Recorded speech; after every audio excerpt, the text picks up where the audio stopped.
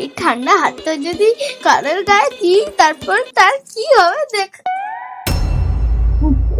এটা বসে আছে না, দিকটার মজা দেখাচ্ছি।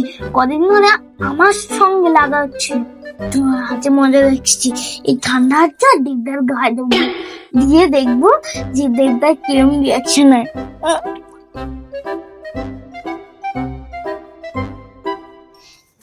কেমন লাগছে?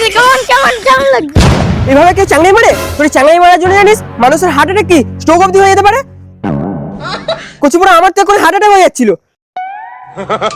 কি রে, তোকে তখন থেকে একটা কথা বলছি তোর কানে ঢুকছে না? তুই মাথা নিচু করে কি ভাবছিস? আরে তুমি আসো না।